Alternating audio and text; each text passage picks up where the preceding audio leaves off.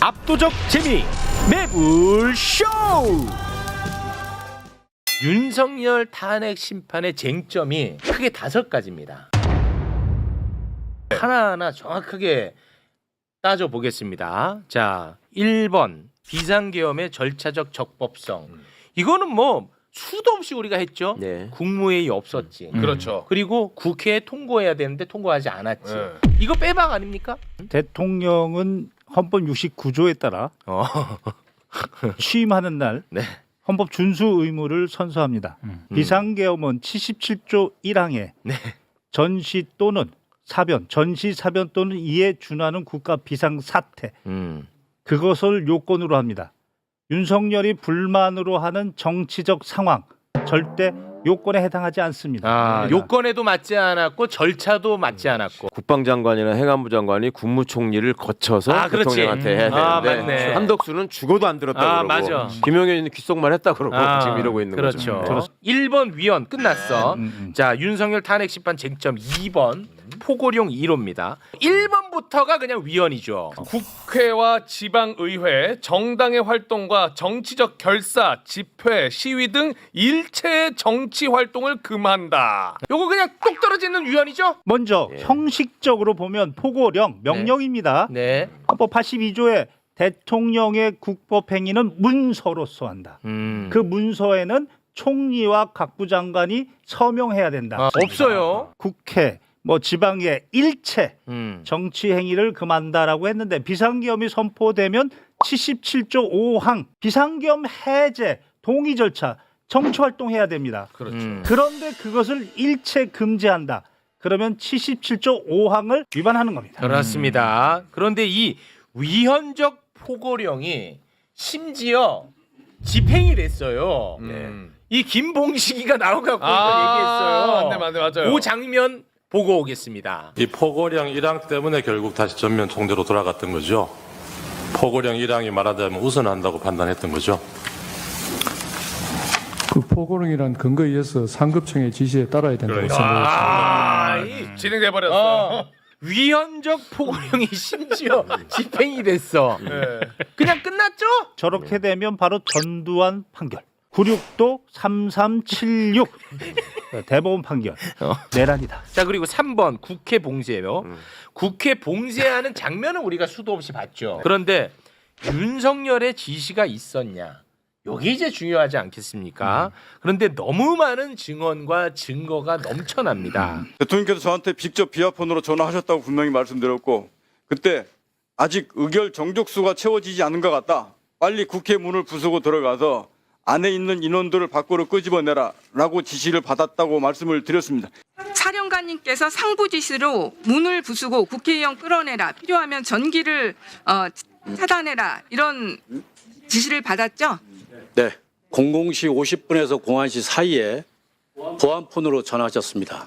화상회의를 했는데 대통령님께서 문을 부셔서라도 국회의원을 끄집어내라 고 말씀하셨어. 그리고 마침 그 전화가 끝날 때쯤 일대대장 전화가 왔습니다. 그래서 제가 동일한 대통령님께서 이러한 지시를 하셨다라고 했는데 나중에 수사 과정에서 그 녹취가 돼 있는 게 확인됐습니다. 네, 녹취까지 녹취 있다. 있다는 것이죠. 그렇지. 여단장님 지시를 들으셨잖아요. 예, 네, 모두 사실이죠? 예, 사실입니다. 자, 대통령님 지시라는 그 단어는 제가 기억하고 있습니다. 자, 복수의 증언 같이 계속 차있던. 다 쏟아지고 증거까지 있는 상황. 그렇죠. 그리고 또 이진우 수방사령관. 총을 쏴서라도 문을 부수고 들어가서 끌어내. 본회의장으로 가서 4명이 1명씩 들쳤고 나오라고 해. 빨리 들어가. 아니 못 들어가는데 왜 자꾸 그러십니까? 자, 또 떨어지죠. 네. 자, 그리고 또 조성현 수방사 1경비 단장. 본청 안으로 들어가라. 국회의원을 끌어내라. 이렇게 했단 말입니까? 그렇습니다. 내부로 들어가서 의원들을 끌어내라. 야, 끝이 자, 없다. 끝이 없어. 국회 봉쇄는 끝났지 이제. 네. 끝났지. 요거 대통령 직접 한 거예요. 군형법 5조 반란 1호 우두머리 사형 여기 똑 떨어지는 겁니다. 네. 헌법 33조 공범과 신분 군인이 아닌 대통령이라 하더라도 군인에게 이렇게 지시를 했으면 바로 그 형은 군형법의 형으로 처벌한다. 네. 내란이 아닙니다. 바로 이러한 반란죄. 증거들이 반란입니다. 저희는 지금 탄핵에 대한 이야기를 하는데 형사재판까지 같이 이렇게 좀 꼭 얘기하고 싶었습니다. 너무 얘기하고 싶어가지고. 네, 꼭 얘기하고 싶었습니다. 자, 그러니까 1번, 2번, 3번 국회 봉쇄까지 끝났지. 네. 이거 이견이 어떻게 있어, 맞지? 한두 개가 아니니까. 끝났지. 자, 증거가. 4번 중앙선관위 장악 시도. 중앙선관위에 계엄군이 간 장면은 수도 없이 봤잖아. 그렇죠. 자, 이 선관위의 장악을 윤석열이 직접 지시를 했다는 것만 우리가 알면 이것도 똑 떨어집니다. 이거 직접 지시. 끝나 이것도. 그런데 너무 고맙게도 윤석열이 헌재에 나와서 자백을 해줬어. 선관위에 좀 보내라고 한 것은 제가 김용현 장관에게 얘기를 한 겁니다. 잘했다. 아 이거 다행이다. 나 이것도 까먹을 뻔했네. 와 직접 얘기를 해줬네. 너무 감사합니다 진짜. 이거 너무 중요한 거거든 진짜. 우리는 지금 헌재가 중요하단 말이야. 네. 탄핵 심판이니까 헌재에서 얘기를 했어. 눈물 날 것 같네 나 이거. 이게 진짜 너무 감사해. 네. 똑 떨어져. 헌법재판관들은 저 이야기 들었으면 피가 거꾸로 솟았을 겁니다. 대통령도 헌법기관, 선관위도 대등한 헌법기관이지 그렇습니다. 행정기관이 아닙니다. 헌법기관과 헌법기관은 그 직무에 대해서 관여하면 안 된다. 그렇습니다. 헌법재판소 결정으로 나와 있는 겁니다. 네. 그래서 아마 저 선관위원장은 재판관들, 대법관이잖아요. 그래서 그래서 형법 91조 이 헌법기관의 기능을 무력화하려고 했다. 네. 이게 바로 국헌 물론 목적이다. 윤석열 탄핵 심판 쟁점 4번. 4번 중앙선관위 장악 시도 끝났지. 네. 이것도. 이거 뭐 어떤 이견이 있어? 이거 끝났잖아. 자, 5번 주요 인사 체포 지시입니다. 주요 인사 체포 지시에 대한 사실관계는 복수로 또 확인이 됩니다.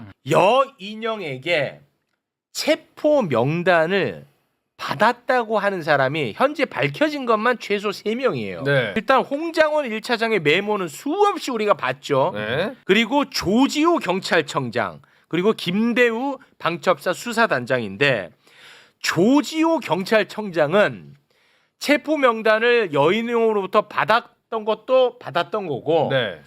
이것보다도 현장에서 직접 윤석열에게 전화까지 받습니다. 조 청장 국회에 들어가는 국회의원들 다 잡아 체포해 불법이야. 체포해가 들어가 있구나. 체포해.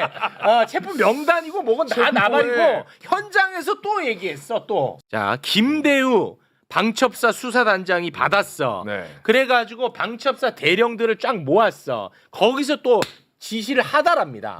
거의 8명인가 있어요. 대령들이. 네. 근데 그 가운데 대령 4명이 나 받았다. 똑같다. 그거 검찰에 가서 진술합니다. 4명 크로스 체크? 4명이 다. 오. 그리고 그 중에 한 명이 메모를 해. 누구누구 체포하라. 이거 검찰에 제출했어. 메모 제출했다고. 더 이상 어떻게? 그런데 계엄법 13조 계엄 시행 중 국회의원은 현행 범인인 경우를 제외하고 체포 또는 구금되지 아니한다. 현행 범인인 경우를 제외하고는 네. 체포하면 안 돼. 이게 계엄법이야. 다른 법도 아니고. 계엄법에 끝났잖아. 쟁점 5개 다 끝냈잖아. 김경호가 없어도 끝내. 김경호가 없어도. 근데 궁금한 거는 와. 이 5개 중에 하나만 해도 탄핵이 되는 거잖아요, 사실. 이거는 막 다 깔끔하게 정리가 됐어. 더 이상의 이견도 없고 뭐 다른 얘기도 할 것도 없어. 근데 이게 탄핵에 이를 정도의 중대하냐? 요거는 감수성의 문제잖아. 자, 그거는 우리 법조인분들이 좀 정리를 해주셔야 될 것 같습니다. 대통령의 탄핵은 헌법과 법률 위반입니다. 명백하고 중대해야 됩니다. 네. 일단은 지금 우리가 본 명백해. 것은 명백하다는 명백해. 거, 증거가 명백하다는 겁니다. 그러면 중대한 거냐? 이미 전두환이 보여줬다. 전두환이 너는 중대한 거다. 국가의 국운이, 역사가, 나라가 지금 경제가 이렇게 공두박질치지 않았습니까? 이렇게 중대한 사안이 아닙니까? 구속 취소 그리고 심우정이 저런 이상한 짓거리 아무리 해도 이 5가지는 흔들 수가 없죠. 네. 그리고 헌법재판소의 재판관들도 이 5가지를 부정할 수가 없습니다. 그거는. 우리가 지금 헌법재판관이라고 생각하고 나는 직위원처럼 어떻게든지 틈을 찾아내가지고 이거를 기각시키겠다라고 생각하고 그 입장에서 어떻게 결정문을 쓸 수 있을 것인가를 생각해 보시면 더 쉽고 재밌어요 이게. 첫 번째 계엄령 헌법상에 규정된 계엄 선포의 요건을 다 갖췄다라고 얘기를 해야 돼요. 그래. 예, 그럼 말 못하죠. 일항을 무너뜨리려면 그러려면 이거는 국가 비상사태에 해당한다. 라고 일단 해야 돼. 전지사변은 아니니까. 그러니까 국가 비상사태에 왜 해당하냐면 예산안을 통과시켜 주지 않고 계속 탄핵을 했기 때문에 국민한테 경고해야만 하는 국가 비상사태였다. 이렇게 해야 되거든요. 근데 국민한테 경고해서 계엄을 해야 된다는 건 어디에도 없는 거예요. 그러니까 그거를 쓰는 것 자체가 너무 웃기는 불가능하죠, 얘기야. 그거는. 불가능하죠. 못 써, 그렇게. 그다음에 국무총리를 거치지 않았고 국무회의도 안 열린 것 같다. 그렇지만 이거는 형식적인 절차에 불과해서 이건 안 해도 된다라고 써야 돼. 그렇게 써야 돼. 네, 근데 그거는 못 쓰잖아. 애초에 이거를 써놓은 이유가 대통령의 모든 행위는 국회의 심의를 거쳐서 아까 부서야 된다고 돼 있잖아요. 돼 있잖아. 그러니까 이 중요한 일을 그걸 안 거쳤다고 안 거친 게 괜찮다라고 쓸 수가 없어요. 지금 이것도. 못 써. 두 이 번째. 직위원이 와도 못한다. 이거는 직위원도. 두 번째 포고령이 위헌이 아니다라고 해야 돼요. 이제 정치 활동을 금지할 수도 있다. 근데 이제 계엄법에 국회가 폐회돼 있다고 하더라도 대통령은 국회를 소집해야 돼요. 그러니까 폐회돼 있어도 폐회돼 있어도 소집하라는 규정이 명문 규정으로 있어. 명문 규정으로 그리고 돼 있어. 그 동안에 전두환 박정희가 계엄령을 많이 선포해봤잖아요. 그때 포고령이 다 있었잖아. 네. 그 포고령 위반 죄로 형을 받고 그걸 재심 청구한 분들이 많아요. 그게 대법원에서 재심이 받아들여지고 재심으로 무죄가 된 판례가 너무 많아. 그러니까 그거는 대법원이 잘못한 것이다라고 써야 돼. 헌재에서 그걸 기각시키려면. 그거 어려워. 그동안에 여러 번 한 게 다 잘못이다. 세 번째, 국회를 점거한 게 아니다라고 얘기를 해야 돼요. 국회를 봉쇄한 적이 없다. 국회 유리창을 깨고 들어가서 시민으로부터 국회를 경비하기 위해서 한 것이다. 이렇게 써야 돼요. 그게 윤석열 그리고, 주장이니까. 그리고 국회의 의사 결정을 원활하게 하기 위해서 단전을 한 것이다. 이렇게 써야 돼.